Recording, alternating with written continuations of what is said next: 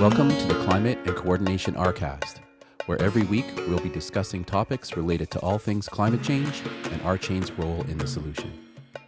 We will be discussing technologies that can adapt and coordinate massive amounts of data like never before, forming social architectures that grow collective intelligence, sharing and evaluating data planetarily, all while maintaining personal privacy and personal data ownership.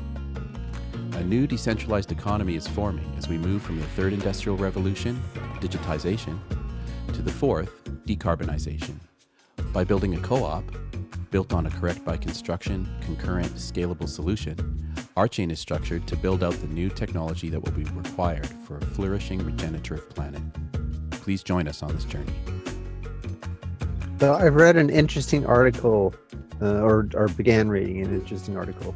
It's from about 6 years ago, so I'm not sure, if there's been any updates on this research. But the study was suggesting that at least in the northern forests, most of the carbon sequestration is not in the trees, but in the fungi. Oh, wow. Yeah.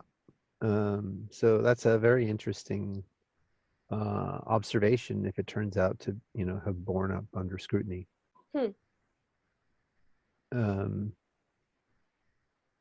Yeah, so my guess is that there's a really complex system, that these networks of these organic networks that are responsible for the management of these resources. And Yeah.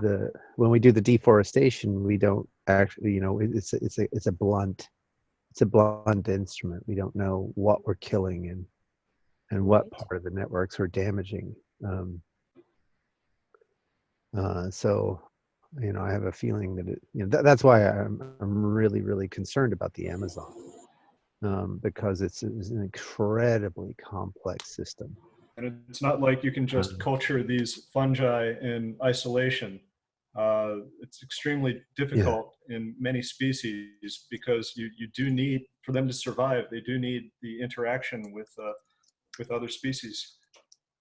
Yeah, exactly. Well, and then when you talk about coordination efforts, we could learn so much from these ecosystems about how they coordinate by studying them, Oh, I agree 100%. Because absolutely. They have had a head start of a few billion years. Yeah, I agree. I agree 100%. I saw something really fascinating that I retweeted yesterday just on this topic, and then maybe we can ask Daryl what he has for us today. And I also actually have some notes for us today that I think would be really good, but just on this subject, since you brought it up, David Wallace Wells, who I mentioned another time, who's the author of The Uninhabitable Earth, which is a fantastic book that I think everybody should read. He just tweeted a report from Bloomberg yesterday that said $300 billion is the amount of money needed to, one report said, stop the rise in greenhouse gases and, quote, buy up to 20 years of time to fix global warming through soil restoration. So basically this is...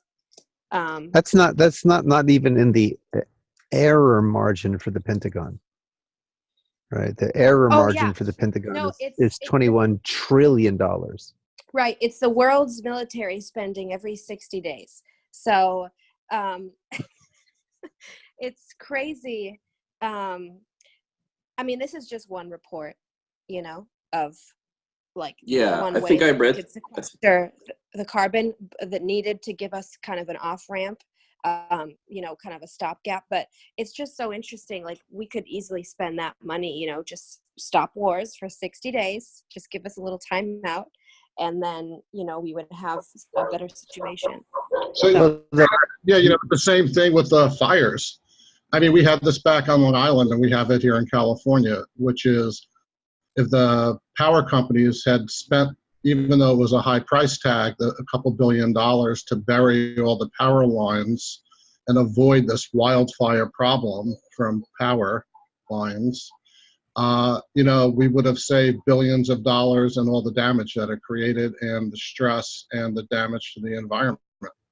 But, they didn't have the guts or maybe even the public mandate to educate the public on why this was needed. But they've known this was a problem for over 20 years. Well, and it's crazy that people just don't realize how extensive the fire issue is. Like over the last 3 days, I've read a report that there have been 600 fires in California burning in the last 3 days. And I've known about maybe a dozen of them, because there have been about a dozen, near me within, maybe 50 or 60 miles of me.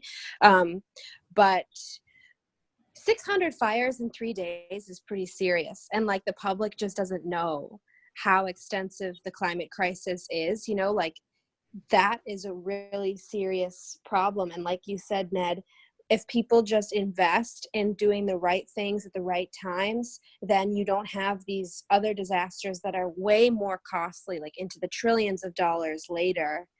And so, like you said, Greg, we cut down the Amazon because we think, oh, well, let's just make some furniture, or let's just grow some beef, because like that's where the profit is. But like there's gonna be a way bigger profit if we don't cut down the forest. I wish people could see that the profit is in leaving this stuff where it is, Yeah, that's the other thing I have to say I don't understand, because I try to be a pretty pragmatic guy.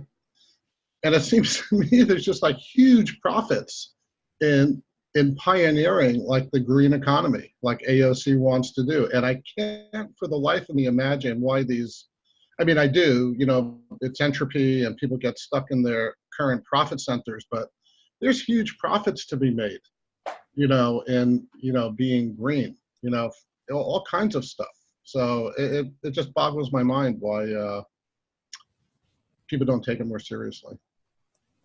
Well, I'm glad to hear you say that. Honestly, it's so refreshing for a Friday morning. I think it stems from the current basic philosophy of economics that has kind of dominated the U.S. and the Western world for a few decades now. If you look back to the original New Deal, it was built around the idea that the government can be an entrepreneurial enterprise and can invest in the future of its economy. That concept has been virtually neutered by the kind of neoliberal mandate. And I think that the experiment has gone on for a few decades now, enough that we understand, I think, sane people at least, that experiment has failed. So I applaud the name, the Green New Deal, because it kind of harkens back to perhaps when America was great. So yeah, that's to me the reason, right there. I tend to agree. I think I think there were a lot of people in America that really wanted an entrepreneurial spirit of government, and I think that was something that fueled the support for the current administration. But the current administration is just obviously, lining its own pockets, not and fleecing the American taxpayers. And that's just obvious. And and illegal. Yes, yep. There's no question about either of those statements. But there, it would be great to have someone who got more out of all of, like, I spoke with someone a few months ago who was younger and didn't understand like how much DARPA money went into the creation of the internet and how much taxpayer money went into the infrastructure that supports all these businesses that are raking in billions in profit per quarter, and not paying taxes. And I think that, you know, if the if the U.S. administration were run like an honest to God business, they'd be wanting to extract profits in the same way that these other businesses are extracting profits. Say, look, on the backs of all of our research and our client base, you're making billions per quarter. So you gotta pony up for that, because without this infrastructure, you wouldn't have your business at all, and you wouldn't have your reach to your market, etc. Well, yeah, and the same goes with the medical industry, with all that research and all the drugs that get developed. You know, that's a, No, you're exactly right. So the NIH, yeah. amongst other agencies, has really kept the a lot of the medical research alive. Especially the longer term stuff, the basic stuff that has often is what's necessary in order to yield fruit. And the American taxpayers just do not see the benefits of all that research. Certainly not in the way, you could argue that some of the services that they use are some of those benefits, but not quite, right? There's a real economic engine that's not working for a lot of people, and that economic engine is entirely held up by taxpayer funded infrastructure. Well, yeah, I mean, like there have even been pieces of legislation introduced by different congressmen and women. I'm not sure exactly who, but I need to look this up because I haven't thought about it in a while. But people have said that, when taxpayers are part of, different studies and, different panels to come up with life-saving drugs, that they should get cut into the profits, instead of being ripped off, like they can't even afford the drugs that they helped to create. You know what I mean? Which is crazy. Mm-hmm. So again, my thinking is that once you start to get large scale blockchain networks where you can track funding, especially public funding, then it becomes really, really difficult to have, $21 trillion accounting errors of public funds. Like we see with the Pentagon, I mean, I think a lot of people talk about how in the developing nations there's a lot of corruption, and the blockchain would be ideal to help jumpstart those economies. But I think within the developed world, we have a similar kind of issue. The accounting has been very, very murky, and I think it would be, especially for public funds, having a trail from beginning to end, from cradle to grave, for every single Satoshi spent would be ideal. And I think it might also, I think part of the reason that there would be and has been resistance to that kind of oversight is because it would impact a lot of black ops and other kinds of slush funds that are hidden in those errors. But from my point of view, it would, that kind of accountability would it's exactly the kind of accountability that you would demand of a publicly traded company. Your books need to be in order, right? And a lot of the government's books, whether we're talking U.S. government or European governments, they're not actually in order. And I think this is part of the frustration that so many people have with government. It's just, we're so fed up because it's so corrupt. And if you're on the right, your complaint is against the deep state. If you're on the left, your complaint is against the corruption happening from lobbyists and corporations influencing government.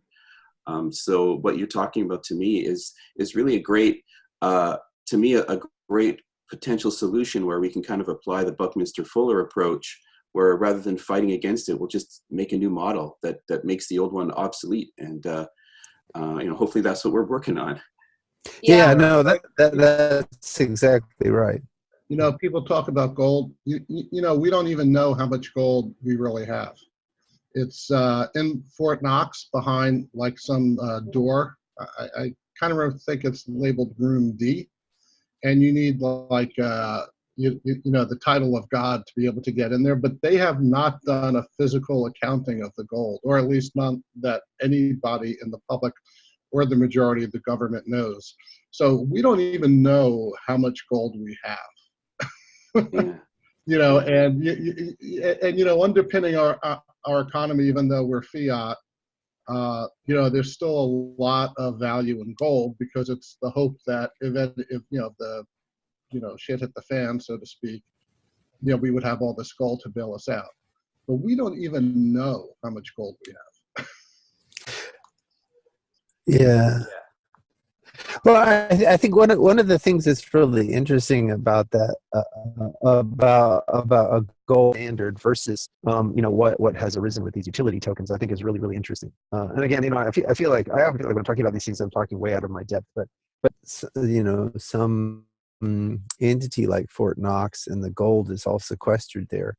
It makes it clear that gold has no utility. People desire it because it's shiny, not because it does anything for anybody. I mean, I know that you can use gold in electronics, and it has volumes that are related to the fact that it's shiny.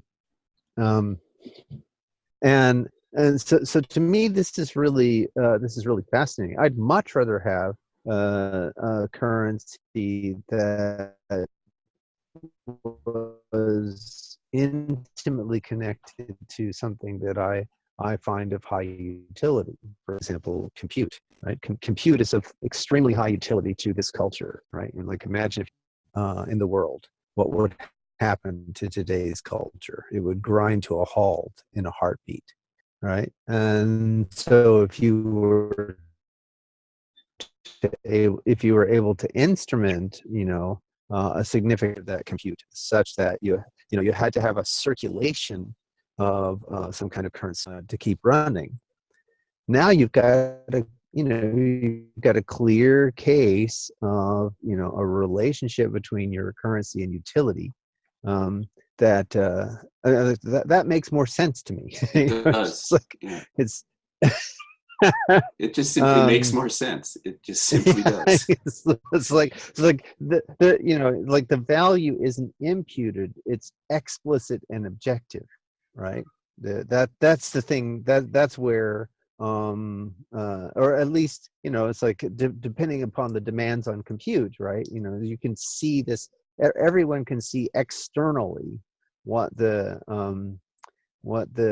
demand for compute is, and that sort of and then the value of the currency is then in proportion to that. So that's why it makes more sense. If the value of the currency is just floating, that's really weird. And if the value of the currency is backed by something and that again has no intrinsic value, it's all just imputed, then again it's sort of this very strange situation. So that's one of the reasons why I feel like the blockchain offers some resolution to some cognitive dissonance that I think is lurking in the back of the Western culture psychology. It's like this all this stuff is founded on sand. There's nothing there's nothing to it, right? So that's why that's another reason for me. So the fact that you can give a much greater accountability, and that it's linked to utility and an extrinsic notion of value. Those all seem to me to be a far better basis for an economic infrastructure. Um, and once you have that, then the next piece is, it's like right now we can only explore so many coordination models, because most of the capital is stuck in the hands of a few. So we can only explore models of capital-based coordination that by and large leave that situation unchanged. But if you look, like some of the most successful groups on the planet, they don't follow that model at all. Like there's a great book, Stealing Fire, and it looks at kind of human potential, and it opens with a discussion of the Navy SEALs and how they coordinate amongst themselves. And one of the things that's most interesting to me is that the leader is in the moment, and you need to be able to recognize who the leader is. So you have to be present enough to recognize who the leader is, and you also have to be able to pass on leadership, right? So if one is in the position of the recognized leader, and one sees that in this next phase of the op there's a better leader, you have to be able to pass the baton. And so and that's how they train, right? That's their, at least according to this account, that's how they train. That's how they operate. And this is a group that's operating within, a fairly rigid command and control. The idea that they operate like this was quite eye-opening to me. But it's very much opposed to a model like the economic model of coordination, where the people who are sitting on stockpiles of capital are unwilling to pass the baton. And so there's no flow. There's no rebalancing of the situation, those kinds of things, which we see quite frequently in nature. Is the nature is in this dynamic balance all the time. So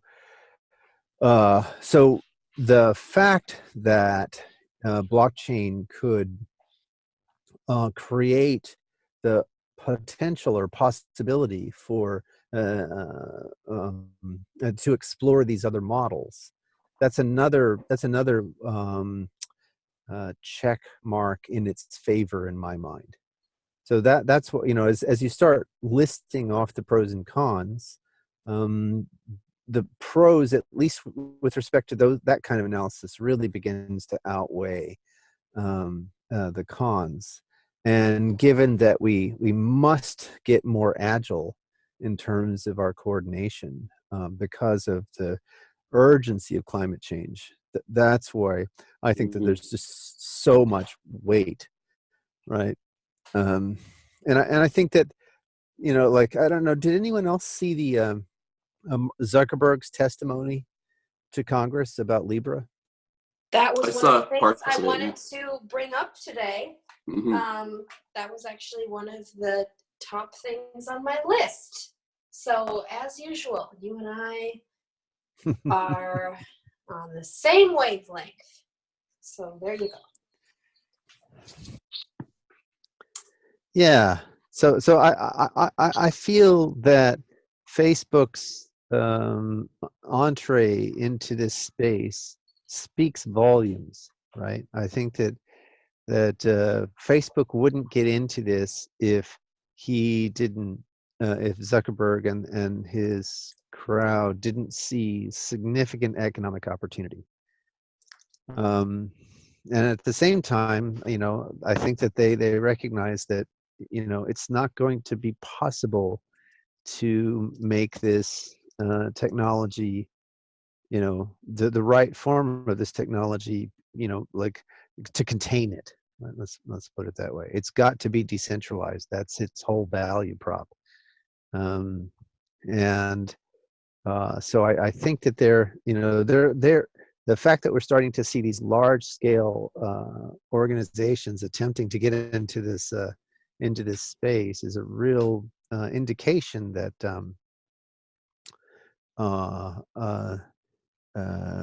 what you said, what Ned said and what Daryl said, that people are recognizing that going with these other alternatives is just simply more profitable. It's a better way to conduct ourselves.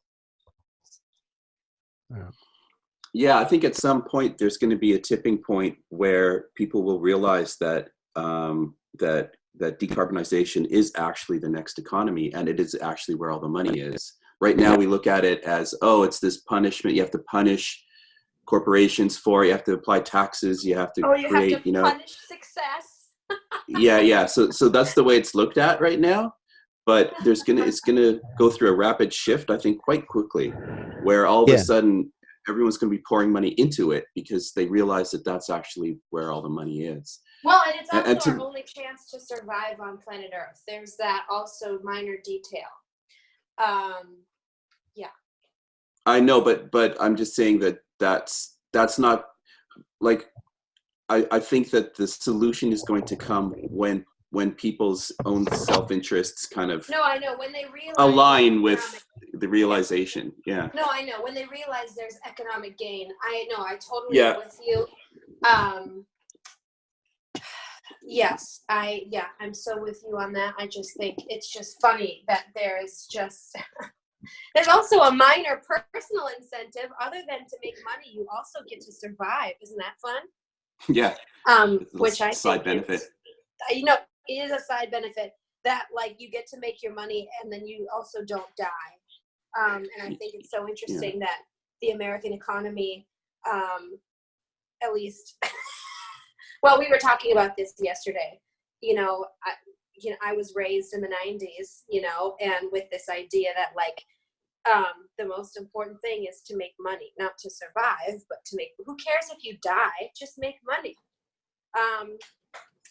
And I just think now, as we were discussing yesterday with the fourth industrial revolution and all that, we definitely have a situation now in which people are starting to realize, no, you actually have to figure out how to survive before you make money. But guess what? They're actually intertwined too. Well, I think part of the problem is, and there are lots of studies about this, that deferred gratification and long-range thinking is not actually the strong suit for a large sector of Homo sapiens. It's like if people's day-to-day lives don't seem to be changing, right? Like how many insects had to disappear before even the most sensitive started to go, something is off here, right? Probably all of it, Well, no. I mean, people began to notice about a decade ago that no, something was really wrong. And now that we're 3/4 of the way through the decimation of the insect population, then now people have noticed. But that's like the sirens are blaring and there are red lights going off everywhere, and so that's a real and it's a considerable lack of sensitivity, and it's a measure of how plugged in we are to the planet that sustains us. People just don't see it. They're focused on other things, right? And I think we have to work with. And they still find a way to say, I'm sorry, what does this have to do with me? Yeah, but by the same token, we have to work with what we've got. It's like it's a part of humility, right? The humility is, well, we're pretty much all equally insensitive here, and how do we, on the one hand, work with the sensitivity that we've got, and on the other hand, improve our sensitivity. So both of those things are true. And like I used to find it really fascinating. just a small anecdote.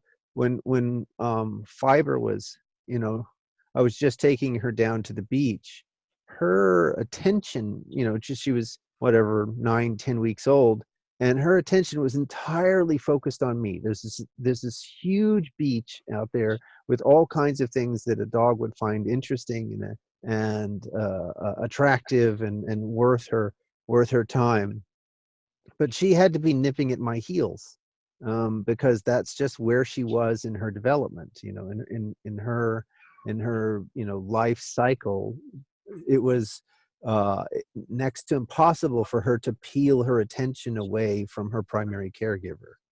And I think that's kind of the way humanity is, right? It's currently it's just very, very difficult for humanity to take on this effort of redistributing and redeploying its attention to the planet that sustains it, because it moved and it created a system that it thought, or that substituted for actual sustenance, right? Right.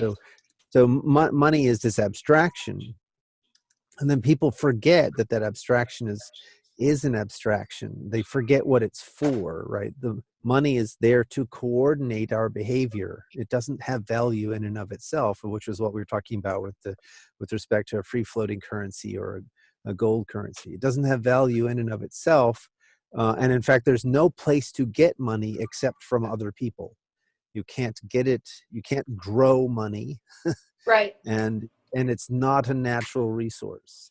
The only, what it is a level of credit or it's a promise from the rest of society to respect you in a certain way. Right. And that has become the centerpiece of most people's attention. And we have to find a way to redistribute and redeploy that attention to things that have actual value. And it's hard. I think we have to recognize how hard that is. Yeah. No, you're right. You're so right. Wow. This is so profound. I feel like this is wow. This is very profound. To me, like, speaking of hard, one thing that Greg, you brought up earlier on today that I found really fascinating is the whole kind of ecosystem of a forest and how connected it is to fungi. There was a headline that I ran across this week. Amazon rainforest, just 2 years from tipping point of turning into a carbon bomb. So there's this new scientific report that came out that this woman named Monica DeBull claims that, she says, I calculate that maintaining the current rate of deforestation through the rest of 2019 and over the next few years would bring the Amazon dangerously close to the estimated tipping point as soon as 2021. Yeah, I saw the same figures, and then after the tipping point, then it begins releasing greenhouse gases. I've also I've been reading and hearing about, like, there's the LIGO investigation of the Amazon, that there was a lot more civilization inside the Amazon than people had originally understood. There was a culture, there was a network of human dwellings that that was very, very numerous, populous, and rich inside the Amazon. Wow. So apparently, and if, again, I'm still sort of sifting through the data on this, but apparently there was a culture that understood how to engineer soil that was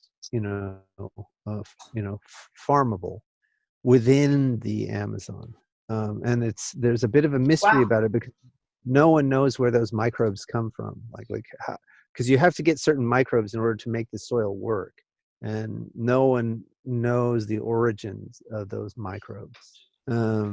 So I have this feeling that the deforestation of the Amazon is much bigger loss than we're looking at it.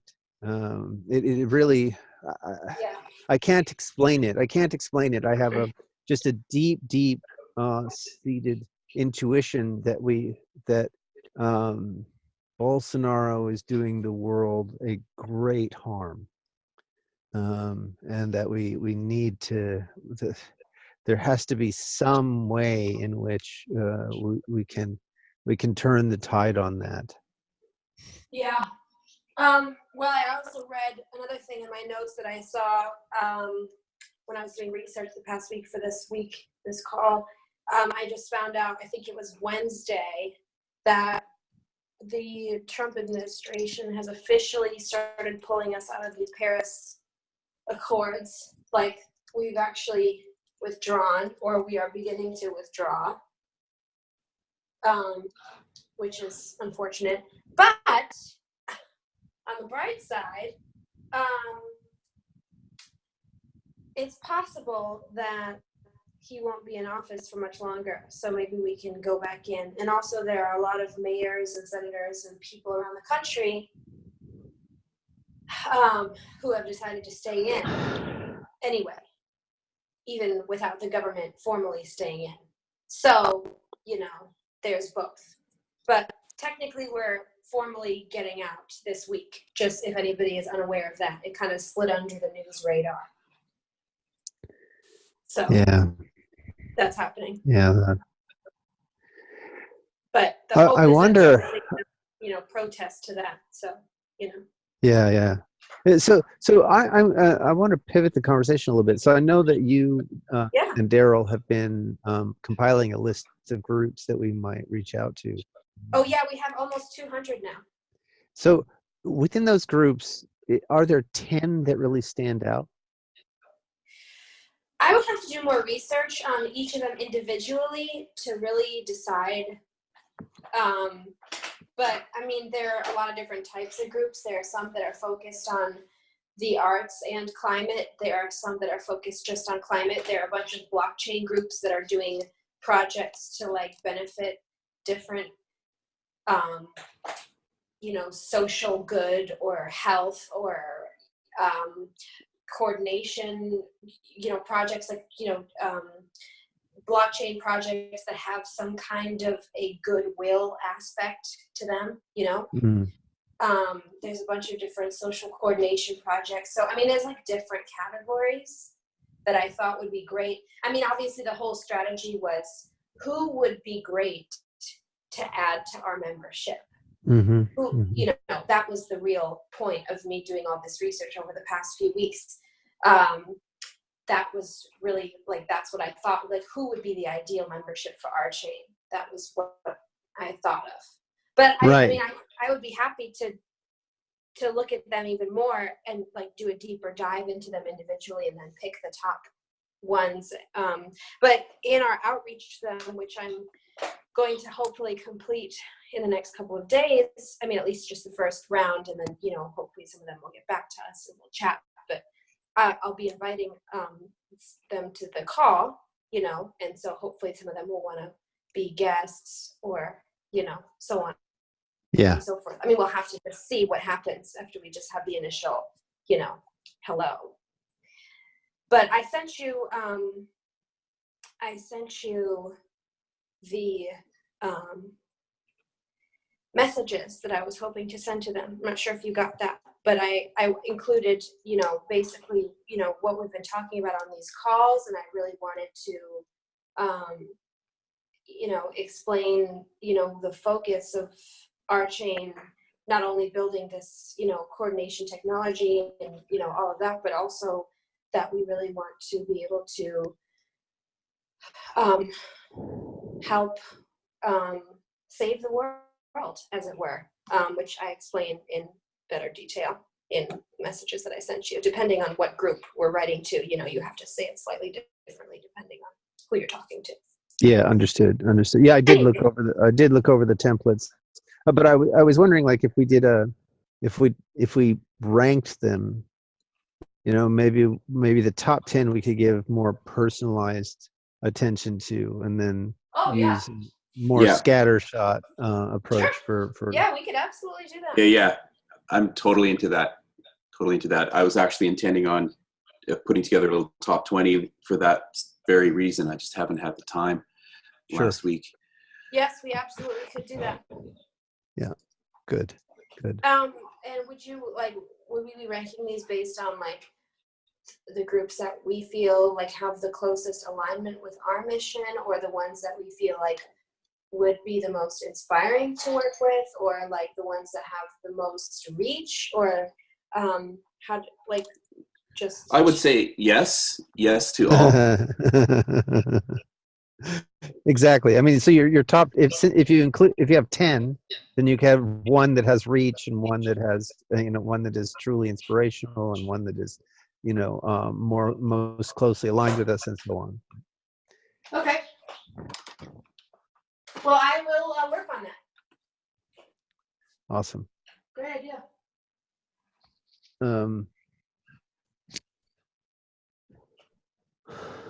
But I thought the meeting yesterday, the general meeting, was great. I felt it was good. Yeah, I mean, it was certainly a little better than last year's meeting. Am I sensing a hint of something? Oh yes, I am. Okay, good. Yeah.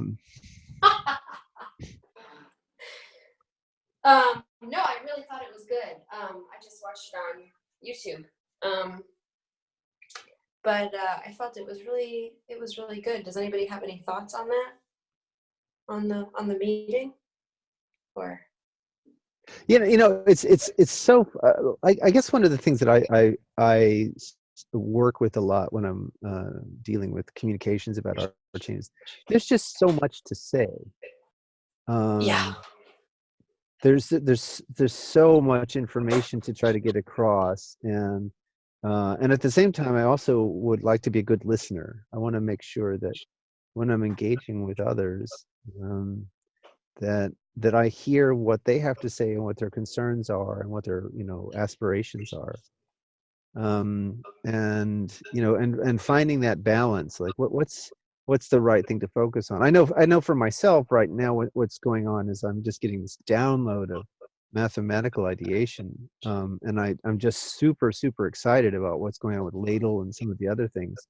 And I wish I could spend like hours and hours getting people up to speed on what's happening there, because it's directly related to blockchain.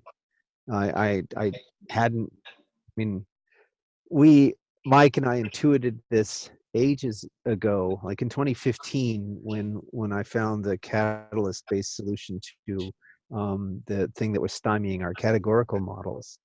I immediately saw, hey, this is really close to what's going on with blockchain. But it's only been in the last month or so that I realized just how profound that intuition is, and what it does in terms of the development of the proof theory for Ladle. And I've just now spent 3 minutes on that, and I could go on and on and on and on about this, and it's really exciting. And that's just one tiny piece of the arching message. And so the biggest challenge for me, I think, in a lot of this is just finding a way to convey the richness that is arching. And I guess I feel a kind of built up pressure, because if you go and look at offerings like Libra, and they have nothing by comparison to what we've got. They don't have. I mean, like even just like forget about the fact that it's only a payments network. Forget about the fact that and just focus on one thing, right? So they're doing a proof of stake, and we know things about proof of stake protocols that nobody else knows, because we've been running them under fairly high pressure testing situations, and we know a lot of things about the way they're going to explode. We're really, really far ahead of all these other companies. And I'd love to be able to just, share that information. And I've been doing everything I can to try to get that information out the door. But it's hard. It's hard to, it's hard to boil it down, out of the technical realm into something that more people can understand. And then it's hard to make sure that they understand why it's relevant and all these things. So so connected back to the AGM meeting, I was just constantly biting my tongue about all the things I really wanted to talk about. Well, I thought you did really good, Greg, and Stephen Ross Talbot too. I think you were a good blend because what a great speaker he is. He's really good. I thought he was great, really good. Yeah, I agree 100%. I mean, that's one of the reasons we brought him in, was because for exactly that reason. So it would be really wonderful to have him, in taking up more of that role. It would be really awesome if that could happen. Yeah, it's exciting to see him so engaged now. Yeah, absolutely. I agree 100%. I was also really excited at the board constitution. It's been very difficult for me. Like, the board is the extended brain for the executive. And having a larger board is a big deal. It's really important if we're going to be effective. So that's I was really excited to see. I mean, it's gonna, we're gonna have to get to know each other. We're gonna have to learn how to work together. All the usual challenges. But to me, it's really exciting to have a large board again. That's great. Any thought to maybe having the board meet more often? Yeah, I think it would be great to have a better cadence with respect to the board.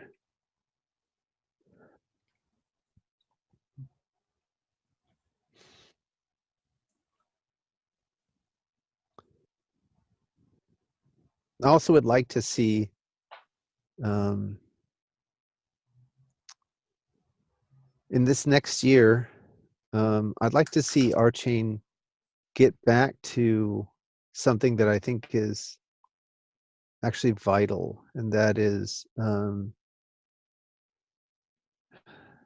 recognizing that there are other technologies that are unlocked once we have the raw coordination technology. If you think of the raw coordination technology that the blockchain provides as kind of like a nervous system, then it's like, so great. So you've grown an entity that has a really complex, rich nervous system. So it's got some significant processing power. It's got the ability to take in giant bucket loads of information and process it.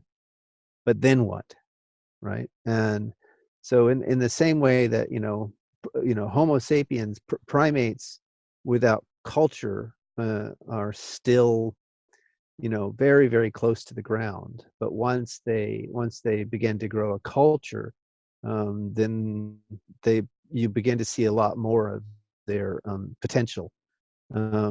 So within the R-chain network, above the raw capabilities of the blockchain itself, and even above a rich and vibrant ecosystem of dApps, there needs to be new social practices, new ways of engaging with each other.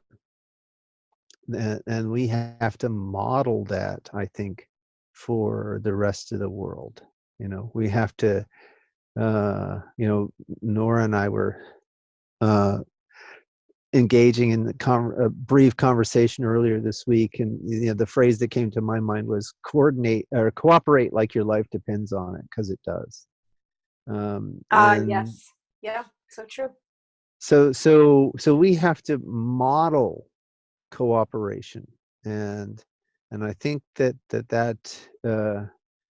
means beginning to get more explicit understanding of the kinds of things that facilitate cooperation, things that have been around, and are part of our present moment, but we don't recognize them as such.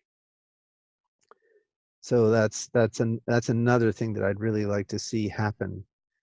So for example, when part of the reason I think that Nora and I are often on the same telepathic wavelength is because we're both musicians, and likewise with Daryl, there's a kind of a vibrational mode that we inhabit, and it's because engagement in music creates certain pathways within the brain, makes certain metaphors more readily accessible because there's an experiential basis for those metaphors to take hold.